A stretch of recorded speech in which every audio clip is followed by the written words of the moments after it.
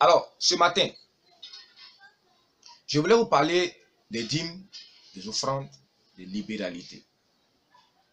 Juste faire l'introduction.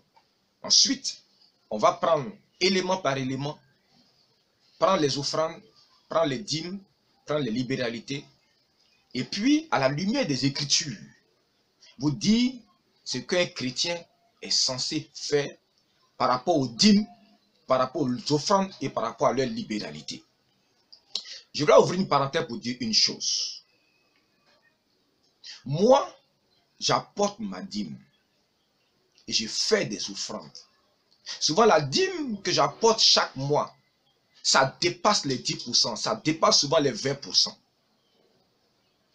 Parce que, en tant que fils, j'ai compris ce que Dieu voulait enseigner aux Hébreux dans l'Ancien Testament quand il a institué toutes ces choses.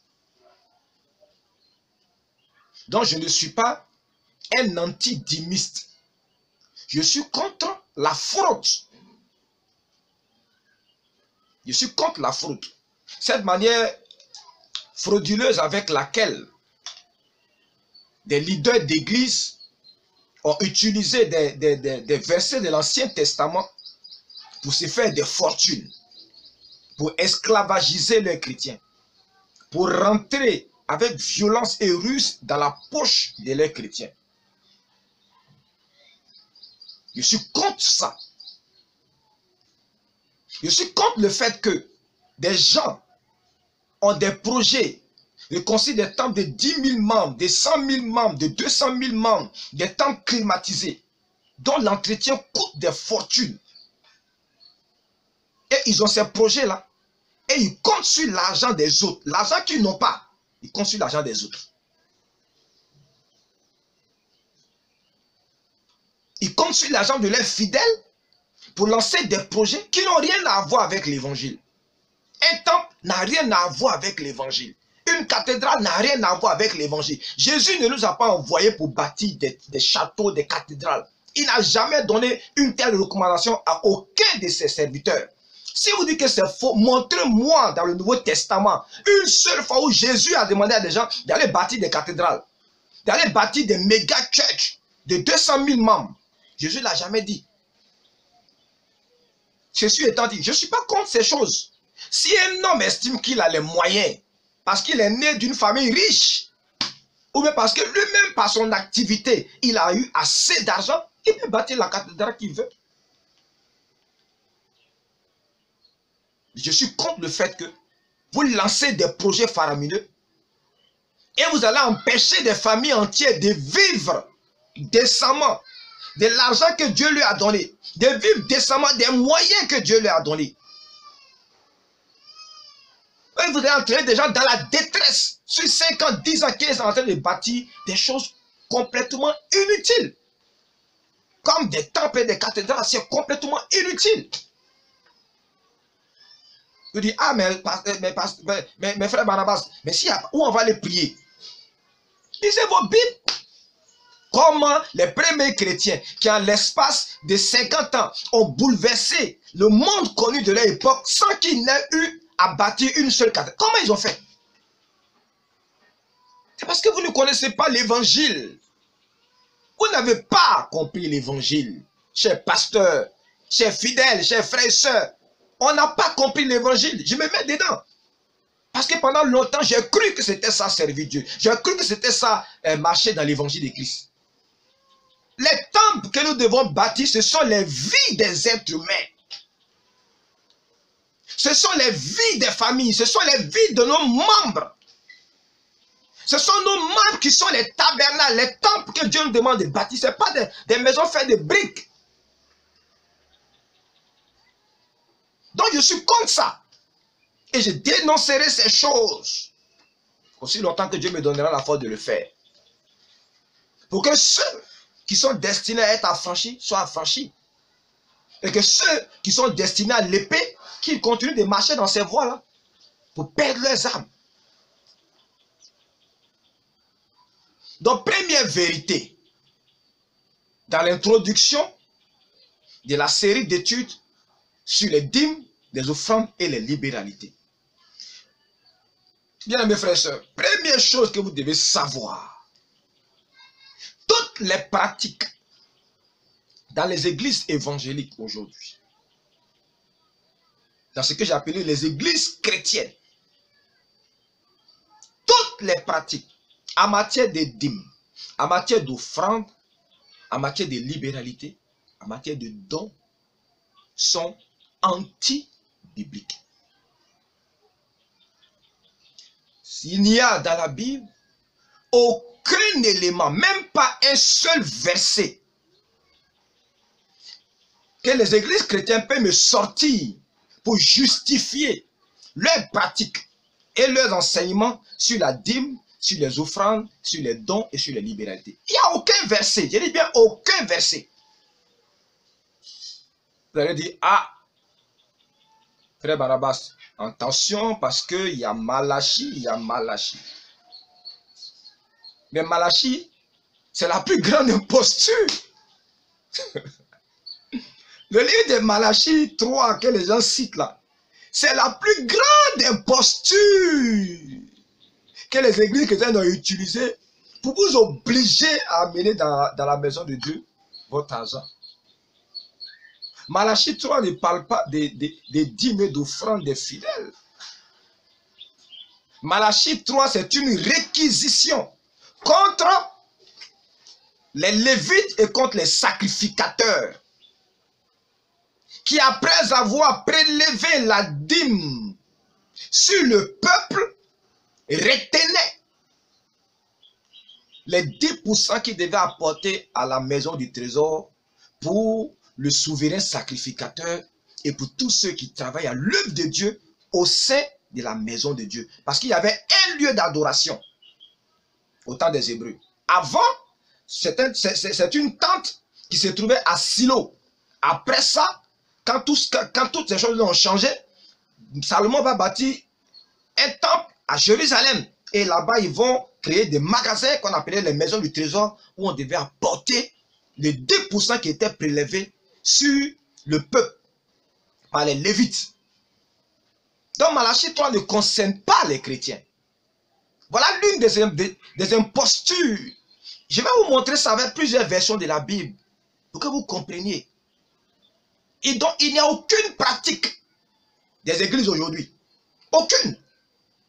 En matière de dîmes, d'offrandes et de liberté, que les pasteurs, les prophètes et tous ceux qui sont dans le ministère peuvent justifier avec la Bible. Vous allez dire, ben donc, on ne doit plus payer ces choses-là. Si, il y a des éléments dans le ministère de Jésus, il y a des éléments dans la vie de l'apôtre Paul, parce que Paul est celui qui a donné l'évangile aux nations païennes. Il est notre grand apôtre, si on veut voir. Il est le père des pères.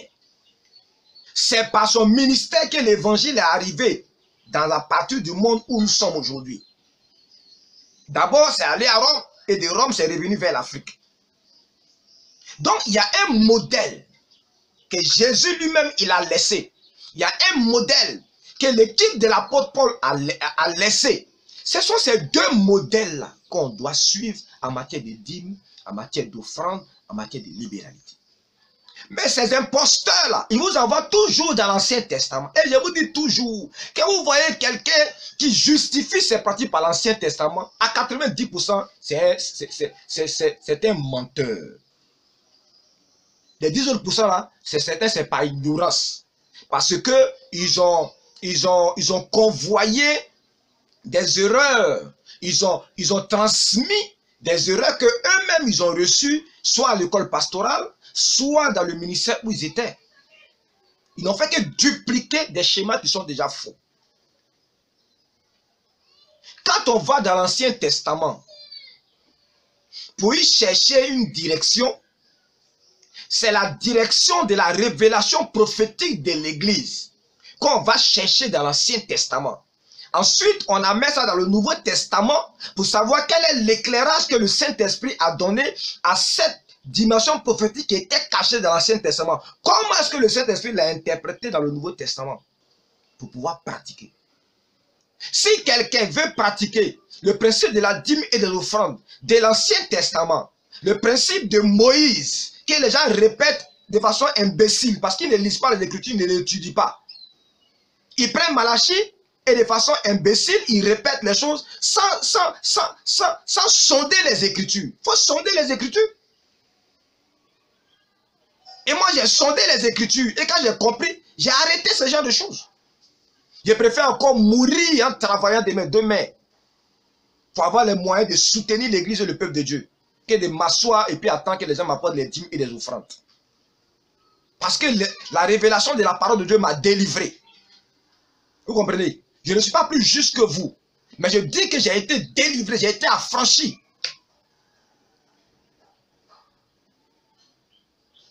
Si moi je tiens une église demain, toutes ces bêtises que les gens font là, vous ne verrez rien de tout ça. Vous ne verrez pas d'enveloppe de dîmes. Vous ne verrez pas de cahiers de dîmes. Vous ne verrez pas de cartes de dîmes. Vous ne verrez pas de cartes d'offrande. Vous ne verrez rien de toutes ces choses. Mais j'aurai plus d'argent que vous pour faire l'œuvre de Dieu.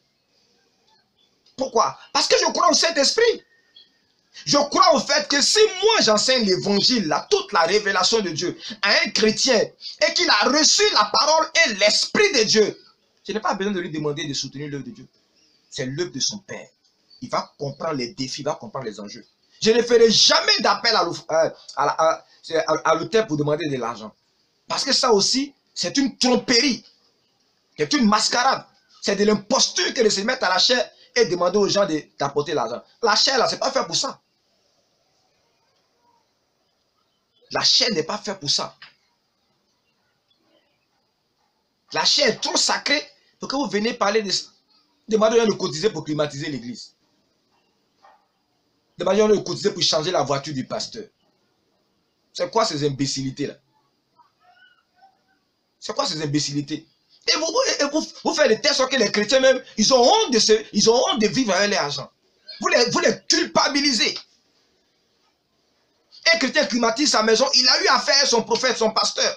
Pourquoi ta maison est climatisée et la maison de Dieu n'est pas climatisée? Qui t'a dit que c'est la maison de Dieu? La maison de Dieu, c'est moi. Qui t'a dit que ce temple foireux que tu as construit là, c'est la maison de Dieu? Qui t'a dit que ce tamas de briques là, c'est la maison de Dieu? Qui t'a dit que Dieu habite dans des amas de briques? C'est moi qui suis le temple de Dieu.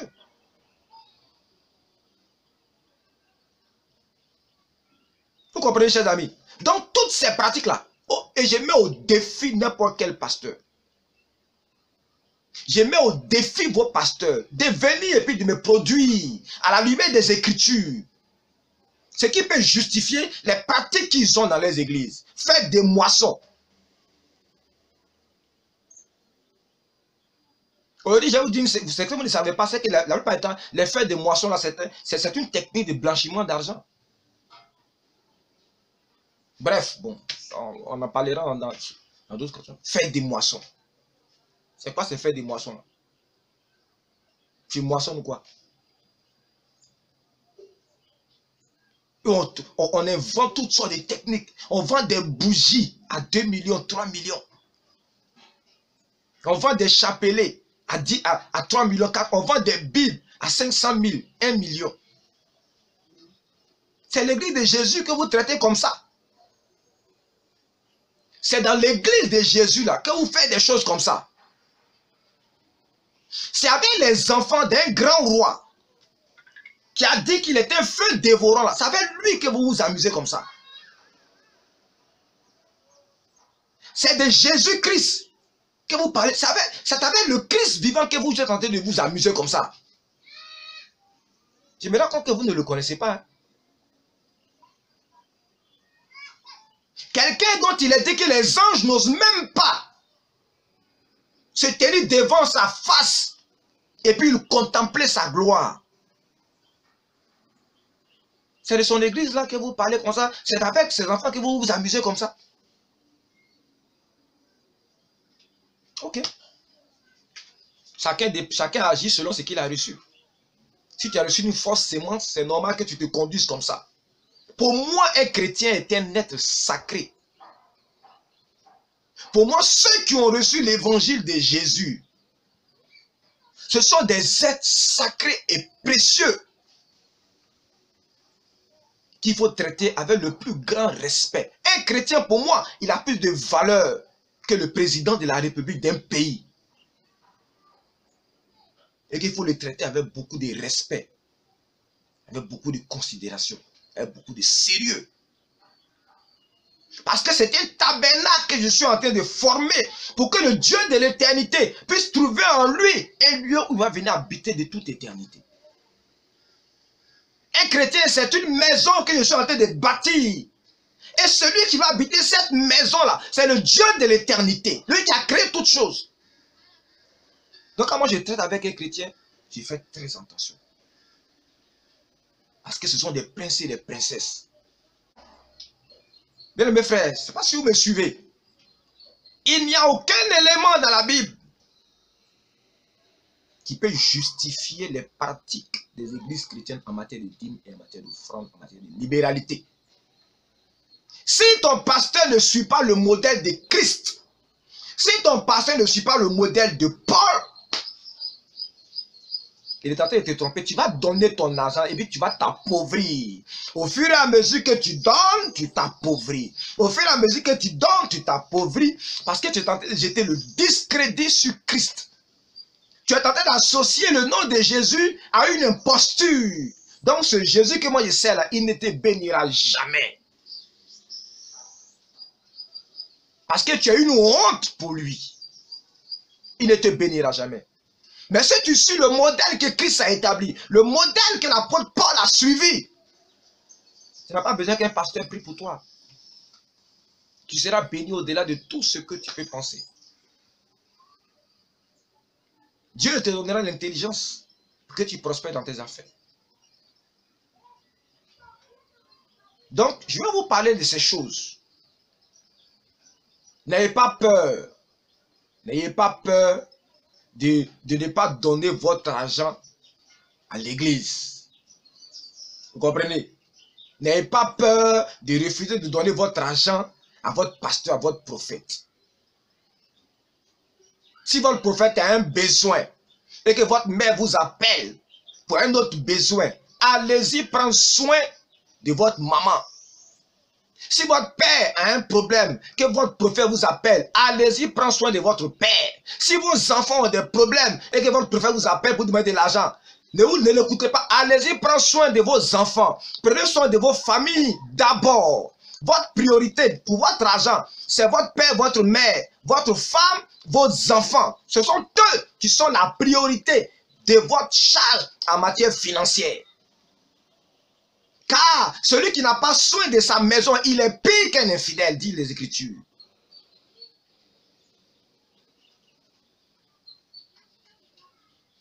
Tous les projets que ton église a là, ce n'est pas Jésus. Ce n'est pas Jésus qui a demandé aux gens d'avoir ces projets-là. Je ne dis pas qu'il ne faut pas y participer, hein, mais il ne faut pas te sentir culpabilisé de ce que tu ne participes pas à ça. Tu dois le faire librement. Et je vous donne un conseil, chaque fois qu'un pasteur vient à la chaire pour vous parler d'argent, ne donnez pas votre argent. Vous n'allez rien recueillir en retour. Chaque fois que quelqu'un vient prendre la Bible, il cherche des versets pour vous convaincre de donner votre argent. Ne donnez pas votre argent. C'est une mise en scène, c'est de la marmaille. Comme le dit quelqu'un en Côte d'Ivoire ici. C'est de la marmaille. N'acceptez jamais que quelqu'un vienne lâcher avec la Bible pour vous pousser à donner votre argent. Si vous le faites, vous ne recevrez rien en retour. Parce que ce n'est pas ça le principe biblique en matière de dons, en matière d'offrande. Ce n'est pas ça le principe. Vous comprenez? Chaque fois dans le Nouveau Testament que les apôtres ont fait des appels de fonds, c'était pour soutenir les pauvres, les veuves et les orphelins. Vous comprenez? Lisez dans vos Bibles. Ils n'ont jamais fait d'appel de fonds pour eux-mêmes. Ils n'ont jamais fait d'appel de fonds pour s'acheter une voiture. Ils n'ont jamais fait d'appel de fonds pour construire une église, temple, cathédrale, jamais.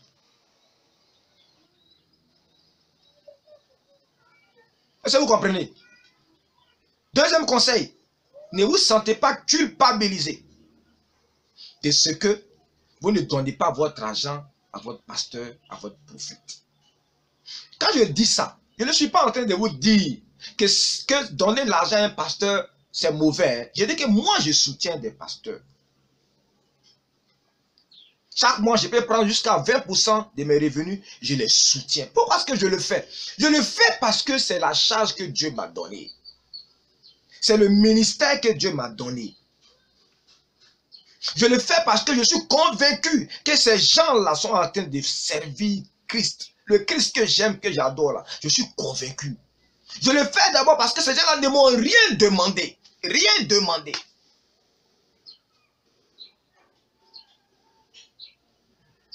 Il n'y a pas longtemps, j'ai rencontré un pasteur qui est un ami à moi. Et je lui ai dit, ah pasteur, tu as bien fait de venir à mon appel parce que tu fais partie de ceux pour lesquels Dieu m'a donné un fardeau que je te soutiens financièrement. Donc reste en contact avec moi. Si tu as un besoin, appelle-moi. Si ça tombe sur une période où Dieu m'a béni, je vais t'apporter le soutien financier dont tu as besoin. Voilà comment est-ce que Dieu veut qu'on travaille. Qu'on le serve avec notre argent. Ce n'est pas un gugus, un imposteur qui a la chair là-bas, qui décide seul, dans la fantaisie de son esprit, et puis il vient, il va vous demander de sortir votre argent pour dépenser. Non. Si l'église doit s'engager dans un projet, c'est l'église qui doit se rassembler, réfléchir ensemble en tant que corps, pour dire on est confronté à telle situation, qu'est-ce qu'on doit faire. Et une fois qu'on a décidé ce qu'on doit faire, on cherche maintenant les moyens. Ce n'est pas un individu qui se lève matin, le Saint-Esprit m'a dit qu'on doit construire un temple de 200 000 places. Ok, il faut dire au Saint-Esprit qu'il te donne aussi les moyens.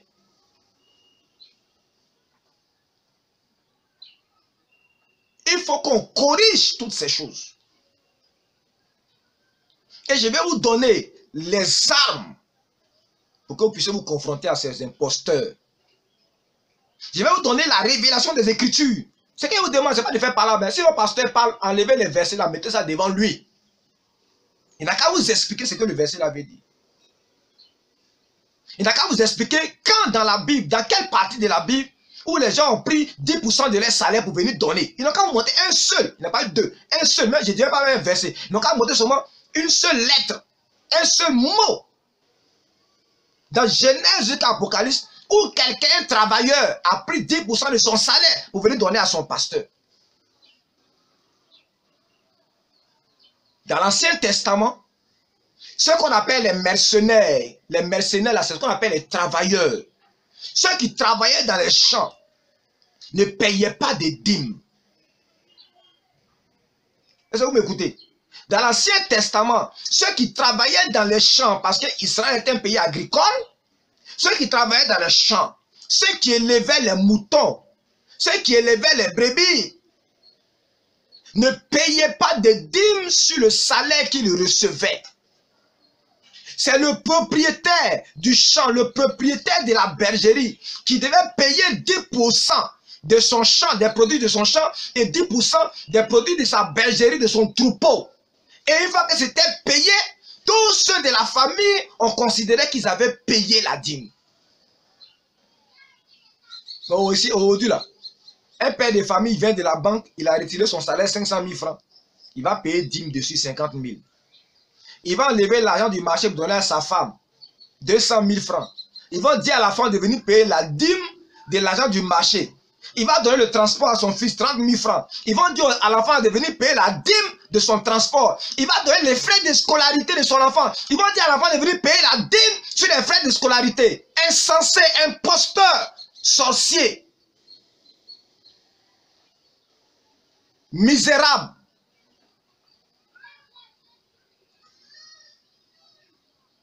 C'est quel évangile vous êtes en train de prêcher là? C'est quoi vous êtes en train d'enseigner aux gens? C'est quoi ces bêtises, ces âneries là?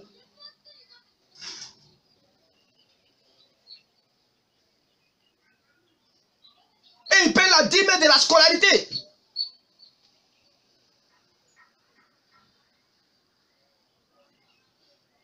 Et comment est-ce que la malédiction ne peut pas venir dans la vie de tels individus? Votre chance, c'est que le sang de Jésus est précieux devant le Père. Et tant que ce sang-là recouvre encore la terre, des êtres comme vous, là, Dieu vous accorde sa grâce de prolonger votre existence. Sinon, si on avait été sous l'ancienne alliance, vous seriez déjà mort. Parce que vous, ce que vous faites là, c'est terrible, c'est extraordinaire. Donc, chers amis, ce n'était juste que l'introduction sur la dîme, sur les offrandes, sur les libéralités. Je vais vous montrer comment est-ce que les gens trafiquent avec vous et puis vous montrer quelle est la bonne pratique. Parce que si tu es membre d'une assemblée, tu as une responsabilité vis-à-vis de celui qui t'enseigne la parole, vis-à-vis de ceux qui sont tes frères dans la foi et vis-à-vis de tous ceux qui invoquent le même Dieu que toi, qu'ils soient dans ton assemblée ou pas. Et pas des pasteurs des autres assemblées, des fidèles des autres assemblées. Tu as une responsabilité. Et je vais t'expliquer comment est-ce que la Bible nous demande d'exercer ce ministère de libéralité là. Je vais vous montrer comment vous pouvez exercer ce ministère de libéralité. Le ministère de la libéralité, c'est le ministère qui consiste à servir Dieu avec nos biens. Et c'est dans la Bible, c'est un don. Que tous ceux qui ont reçu Christ ont en eux. C'est en rapport avec ça que la Bible dit que Dieu a préparé pour nous beaucoup de bons œuvres que nous devons pratiquer. C'est un don qui est en tous ceux qui ont reçu véritablement Christ. Quand quelqu'un n'a pas ce ministère de libéralité, quelqu'un n'a pas ce don de libéralité, il a plutôt un esprit de cupidité. Et la Bible dit que c'est une idolâtrie. Donc quelqu'un qui est cupide dans l'église de Christ, il n'est même pas chrétien. Il a un démon en lui. Tout chrétien, il est imprégné de ce don de libéralité-là. Parce qu'il faut cette capacité pour que tu sois capable de soutenir ton conducteur, soutenir tes frères et sœurs, soutenir ceux qui ne sont pas de ton assemblée, mais qui invoquent le nom de Christ. Il y a des dispositions bibliques. Et je vais vous instruire là-dedans. Et vous allez servir Dieu avec vos biens, avec joie, sans pression. Et vous serez en bénédiction au corps de Christ. En bénédiction avec ceux qui vous conduisent dans la foi. Vous n'allez pas gémir. Et vous n'allez pas pousser des soupirs qui sont des malédictions. Vous n'allez pas amener vos familles à blasphémer le nom de Christ. Parce que plusieurs, à cause de leur attitude, ils poussent les non-chrétiens autour d'eux à blasphémer le nom de Christ. Tu laisses ton enfant, tu refuses de payer sa scolarité, tu prends ton argent, tu vas donner à ton daddy, tu vas donner à ton prophète, tu vas donner à ton papa, tu vas donner à ton pasteur. Tu affames tes enfants, tu maltraites ta femme. Parce que l'argent là, c'est pour faire l'œuvre de Dieu. L'argent là, c'est pour faire l'œuvre de Dieu. L'œuvre de Dieu là, c'est quoi? L'œuvre de Dieu là, c'est ta femme. L'œuvre de Dieu, ce sont tes enfants. L'œuvre de Dieu, ce sont tes parents. Parce que vous n'avez pas compris l'évangile. Vous pensez que l'œuvre de Dieu, c'est d'acheter des cars pour l'église. Vous pensez que l'œuvre de Dieu, c'est de construire des cathédrales. Vous pensez que l'œuvre de Dieu, c'est d'avoir la meilleure guitare, d'avoir la plus grande sonorisation. Jésus a prêché devant 5000 personnes sans sono. Comment il a fait? L'apôtre Paul, au jour de la Pentecôte, il a prêché devant près de 10 000 personnes. Il y a eu près de 3000 conversions. Comment il a fait? Vous liez l'évangile à des bric-à-brac, à des choses inutiles, et vous poussez le peuple de Dieu à dépenser l'argent pour des bêtises, pour des conneries. Et là où on attend que vous réagissez, on ne vous voit pas. Voici coronavirus. On n'a vu aucune église faire un don. Aucune église. Aucune église. On dirait que vous êtes invisible dans le paysage. Tous ceux qui criaient sur les toits là, on n'a vu aucune église faire un don. Même pas faire un don, mais des masses à leurs propres chrétiens. Ils ne parlent même pas des païens. C'est-à-dire qu'à leurs propres chrétiens, faire des dons de masques, des cachenets à leurs propres chrétiens, des gels hydroalcooliques à leurs propres chrétiens. Rien. Et vous allez venir embrouiller les gens pour dire que vous servez Christ. Il y a des gens, mais quand ils appellent les chrétiens, c'est pour leur dire où ils peuvent déposer l'offrande. C'est triste. Mais c'est le système des églises chrétiennes. C'est pourquoi moi, je ne bâtirai jamais d'église chrétienne. Si je commence une œuvre, on va envahir ce pays-là, mais on ne nous verra pas. On ne nous verra nulle part. Parce que ce que Dieu nous demande de bâtir, ce sont des êtres, ce sont des vies. Ce sont des vies qu'il faut restaurer. Des gens qui rentrent dans ta présence et quand tu sors, le Christ est formé en eux. Après 2 ans, 3 ans, le Christ est formé. Ils n'ont plus besoin de venir à l'église. Parce qu'ils sont eux-mêmes un tabernacle vivant. Voilà le challenge.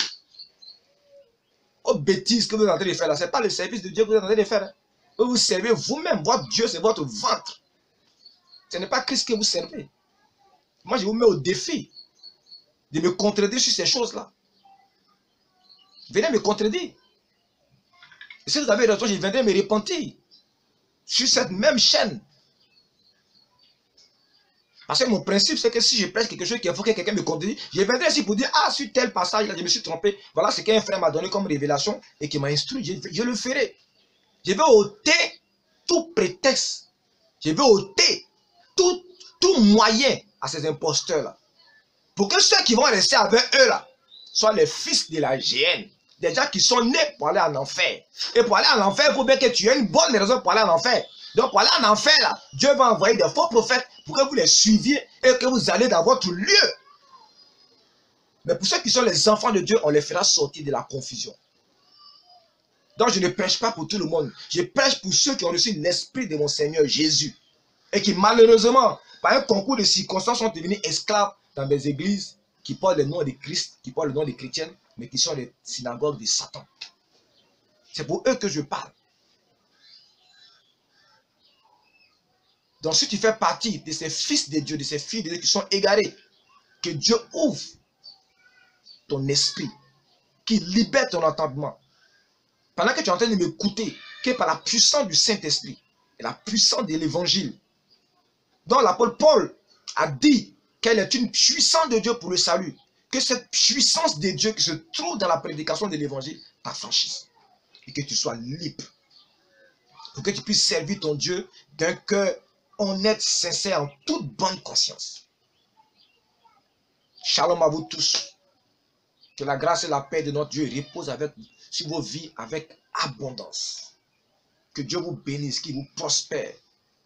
Et comme il nous l'a promis, il fait toutes choses au-delà de ce que nous demandons, au-delà de ce que nous pensons. Que cette parole s'accomplisse dans vos vies. Pour ceux qui sont les fils et les filles de Dieu. Ceux qui sont les serviteurs de Dieu, qui sont dans le ministère, qui travaillent à l'œuvre de Christ. Je vais vous dire comment est-ce que votre ministère peut prospérer. Comment est-ce que vous pouvez avoir tout ce dont vous avez besoin pour vivre, vous et vos enfants, sans que vous n'usiez de fraude.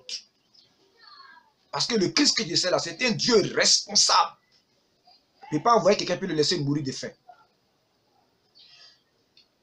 Demeurez béni dans le puissant et glorieux nom de Yeshua, le roi des gloires, celui qui siège sur la montagne de Sion, le reflet de la gloire du Père, celui qui porte corporellement en lui toute la plénitude de la divinité, qui vous garde et qui vous bénisse, en son propre nom. Amen.